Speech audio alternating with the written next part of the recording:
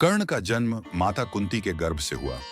सूर्यदेव के वरदान से जन्मे कर्ण के कानों में जन्म से ही कवच और कुंडल थे, जो उन्हें अजेय बनाते थे। कुंती ने समाज के भय से शिशु को नदी में बहा दिया। अधिरथ सारथी और उनकी पत्नी राधा ने उनका पालन पोषण किया, इसीलिए वे सूते पुत्र कहलाए। कर्ण अर्जुन के समान पराक्रमी बने, लेकिन राजसभा में उनका उपहास हुआ। तब दुर्योधन ने उन्हें अंग देश का राजा बनाकर अंगराज की उपाधि दी। यहीं से उनकी और दुर्योधन की अटूट मित्रता की शुरुआत हुई। कर्ण की दानवीरता अतुलनीय थी। युद्ध से पहले इंद्रदेव ने, जो अर्जुन के पिता थे, ब्राह्मण का वेश धारण करके कर्ण से उनके जन्मजात कवच और कुंडल मांगे। ये वही थे जो उन्हें अजेय बनाए रखते थे। कर्ण समझ गए कि यह साधारण ब्राह्मण नहीं, स्वयं इंद्रदेव हैं। फिर भी उन्होंने कहा, मैंने कभी किसी याचक को खाली हाथ नहीं लौटाया।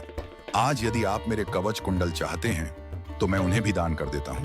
और कर्ण ने अपनी अमूल्य रक्षा ढाल कवच कुंडल स्वयं काटकर इंद्र को दे दिए। इस घटना ने उन्हें अमर बना दिया और तभी से वे दानवीर कर्ण कहलाए। युद्ध से पहले श्री कृष्ण कर्ण के पास गए और बोले, कर्ण, तुम कुंती पुत्र हो, पांडवों के ज्येष्ठ भाई, चाहो तो आज ही पांडवों के राजा बन सकते हो।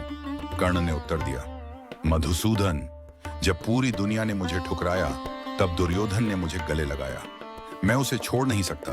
मित्रता और वचन मेरे लिए प्राणों से भी बढ़कर हैं। कृष्ण ने उसकी निष्ठा देखकर कहा, कर्ण, तुम्हारे जैसा दानवीर और सच्चा मित्र इस धरती पर कोई नहीं। युद्ध में अर्जुन बार बार अपने बाणों से कर्ण का रथ पीछे धकेलते रहे। कुछ समय बाद कर्ण ने एक दिव्य बाण चलाया और अर्जुन का रथ बहुत पीछे चला गया। यह देखकर कृष्ण ने कहा, पार्थ, देखो, तुम्हारे सामने कोई साधारण योद्धा नहीं, यह भीष्म और द्रोण के समान पराक्रमी कर्ण है।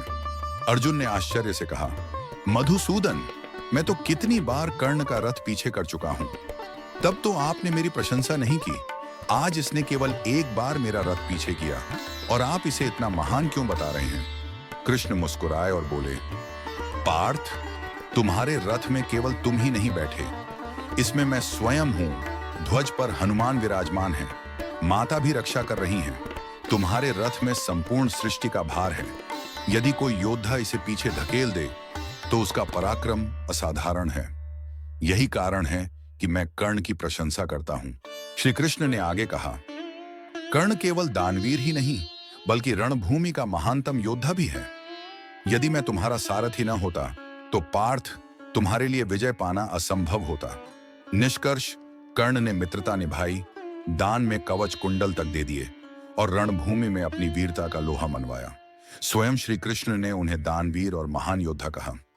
अगर आपको यह कथा प्रेरणादायी लगी तो वीडियो को लाइक और शेयर कीजिए और चैनल सब्सक्राइब करना न भूलें।